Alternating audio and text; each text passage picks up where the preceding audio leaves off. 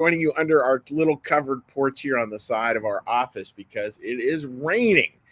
And I know a lot of us over on the this part of the country will be getting a lot of rain today. So hope you and yours are well. Hope you're looking forward to a great weekend. And today I want to start out with an invitation to all of you. So this Sunday we have a really special service coming up, and it'll be a super fun one. It's dealing with relationships, and I know again we got all kinds of people on this call: single, married, divorced, widowed, all the whole bit. And this is just about relationships, marriage relationships, other relationships, just about relationships, because relationships, I think we all can agree, can be incredibly beautiful things and incredibly difficult things, and oftentimes both in the same day. So if that sounds like that has any interest to you, I invite you to join us this Sunday at 10:30 a.m. on our website, www.newchurchlive.tv, or in person at the Mitchell Performing Arts Center. You can join our studio audience there at 10:30 a.m. Would love to have you be part of that. It's going to be a super fun service. I'm actually interviewing one of the first couples I ever married. We'll be part of that too. So let's go ahead and dive in. And today, building on the service, this is about a new view of God. And one of the things that really struck me this morning was like, oh, and it's one I gotta preach on and get some handles around, is the idea that love in all its forms, right, is not just an emotion, it's a foundation. Because certain emotions kind of come and go. Like if I'm almost in a car accident, there's a fear and a worry kind of blast through my body and then goes away, hopefully. But love is, I think, from God's perspective, supposed to be something different. It's supposed to be this foundational part, and granted, we don't always access it, but it's supposed to become this foundation of our very being, out of which we act. Sometimes we're aware of it, sometimes we're not, but it's supposed to be foundational. And that's why a very different view of God is so significant within the Christian umbrella, within the world religion umbrella, actually, because so many views of God don't come down to a foundational love. They come down to a foundational fear, fear of God, fear of messing up, fear of this, fear of that.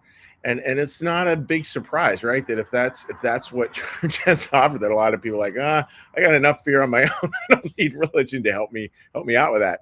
So today we're going to look at some of that, and it's pretty cool to think. And again, I'm going to ask you to listen to what I'm going to read. I'm going to ask you to listen to it. It's going to sound strange. As a peasant living in ancient Israel, underneath the thumb of the Roman occupiers, in which you're constantly, squashed, with political power, and as well squashed by the religious authorities of that time. And all churches can do that. All religions can do that. And then both are sort of, you're under the thumb of both, and both are clearly hierarchical. Both are clearly about control. Both are clearly ruling from fear, not love. And how Jesus's view here just it's so revolutionary, but we read it and sort of, think of it like a frosty Hallmark card lens, and it's just not. I mean, it's so much bigger than that. So let me go ahead and read it. So this is John 10, verse 11. I am the good shepherd. Now, just that. I'm not the warrior. I'm not the conqueror. I'm not the rule guy. I'm not the enforcer. None of that. Starts out saying, I am the good shepherd. The good shepherd lays down his life for the sheep. That's really important too. Like this is a sacrificial love, an agape love. The hired hand is not the shepherd who owns the sheep. So the hired hand, you got to wonder. I don't know for sure. You got to wonder if he's not talking about clergy like myself. There, I have to laugh at that. So when he sees the wolf coming, he abandons the sheep and runs away. And the wolf attacks the flock, scatters it. The man runs because he is a hired hand and cares nothing for the sheep. So just a lot of beautiful lines in there, to think about. Just this idea of the good shepherd. And Jesus is like, yeah, I'm the good shepherd. But I'm just not like some hired person off the street, not some hired Joe Bag of Donuts off the street. Like, here's Jesus saying, and again, this is God incarnate saying, you are mine. Like, You are mine. You're part of the flock. You're part of the group. You're part of the community. You're part of the family. You're part of all these things, a critical part of all these things. Matter of fact, I cherish you so much. This is how Jesus would have that I'm willing to lay down my life for you, which is what we see come true come Easter. And just think of the flip of that, folks. Like, the Roman authorities weren't saying that kind of stuff. The religious authorities weren't saying that kind of stuff. Jesus was saying that kind of stuff. And it's all this shift to a foundational love, just really seeing God as a foundational form of love in our life, something that we can express, we can be in touch with, we can act from. And as well, where does that lead to? Well, it leads to this idea: partnership, not control. Partnership, not control. Folks, you think about those in your life who you really love, right? If you have kids, your kids, or favorite niece, nephew, grandchild, whoever, or your partner, right? Those people we really love, we really don't desire to control. Of course, we wish well for them. Of course, sometimes, especially if we're a parent, we may well have very well-founded positions on what we think would actually help their lives the best. But the most loving people I know, they know that it can't be about control. 99.9% of the time, unless somebody's wildly screaming out of control, it really is not a control game. It's a partnership game.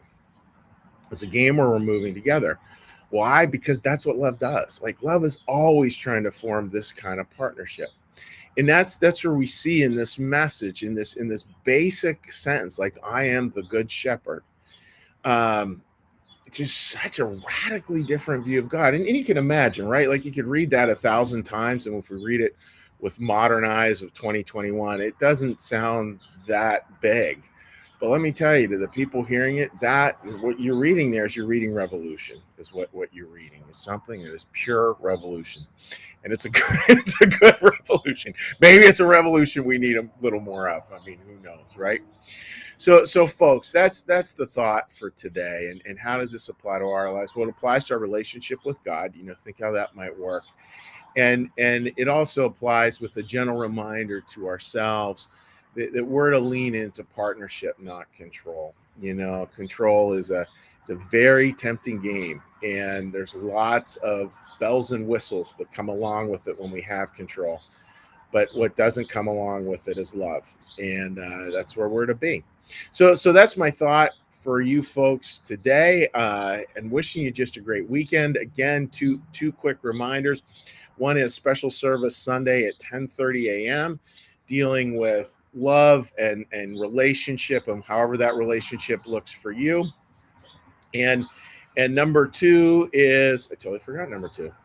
Number two, if you would like to leave a comment today, please do it on New Church Live's Facebook page, and I will put it up on our Facebook page. And I'll respond to it off of our Facebook page just in a couple of minutes.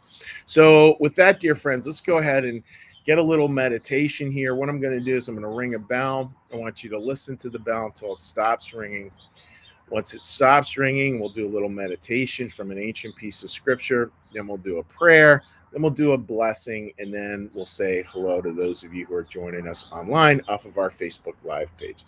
So with that, friends, let's just take a breath.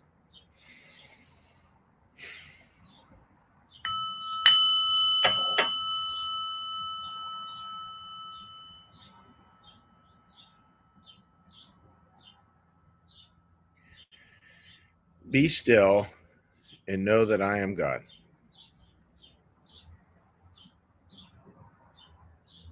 Be still and know that I am.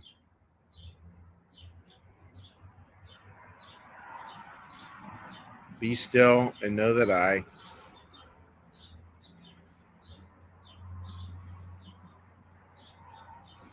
Be still and know that.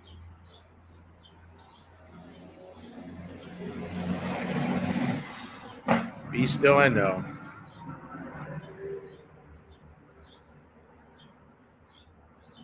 Be still and.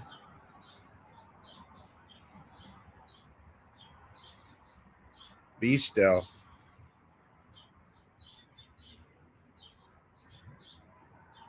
be.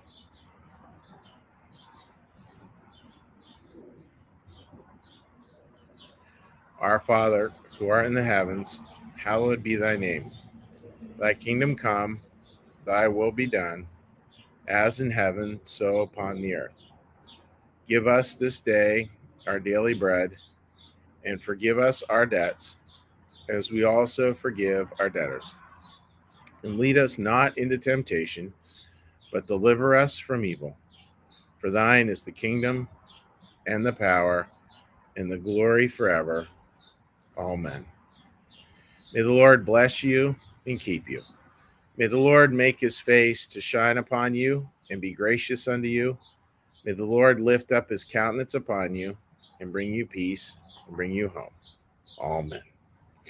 All right, dear friends, let me grab my phone here and let's let's let's give a cheery hello. I just looking at a quick text there from Rachel and Phil, who just welcomed a new baby into the world. Like, how good is that? That's so fun. All right, friends. So again, you can leave a comment on New Church Live's Facebook page, and that's where I'm able to read comments from. It just takes me a minute to get it queued up here. And all right, let's say hi to the folks. And again, folks, if I happen to miss a comment, not all the comments show up on my phone for some strange reason. But if I miss it first go around, I certainly will get it. We'll get it second go around. All right, first, my dear friend Miriam. Miriam, hello. So glad you can join us this morning. Susan, great to see you joining us as well. I hope you're doing really well. Hope you have a great weekend. Linda, my friend, good morning to you. Hope you have a great weekend as well. Tori writes, good morning, everyone. Back from an awesome vacation and catching up at work. So glad to have all of you as part of my day. Wishing you all peace and thank you very much. And it's great to actually have you joining us, Tori. Great stuff. Marcus, good morning, buddy. You're right, G. That's it. Good morning. Foundational love looks like God, not self. It is funny that way, right? Like we just our ego with all its fears, anxieties, worries, it just starts to go. Thank you, God. Like literally, like thank God. Martha, good morning to you, my friend. I still was smiling this morning thinking about your comments yesterday on thriving. I think it's really true. Patty, those birds in the background are so relaxing to hear, happy as can be. I totally agree with you. You know, it's one of the parts of being out doing these outside that I just so love. When we started, we did a lot of them inside. Much prefer them outside. Rita, good morning. Thank goodness it's Friday. And Rita, she is celebrating her son's 1 year anniversary today. I did their wedding and it sure was fun. Linda writes, thank you again for this daily gift. Have a good weekend. Same, and I would say same to all of you folks. So wishing you folks all the best. Again, if you're tuning in later, which a lot of people do, feel free to leave a comment and I will reach back out to you. And if there's anything I can do in the meantime, obviously, like reach out and let me know. You can shoot me a private message or leave a comment and we'll get together and chat. So folks, have a beautiful, beautiful weekend. God bless. Stay dry, or at least a little dry if you're over here in the Northeast. And if you're anywhere else, may you have a great sunny weekend. All right. Take care, folks. Bye-bye.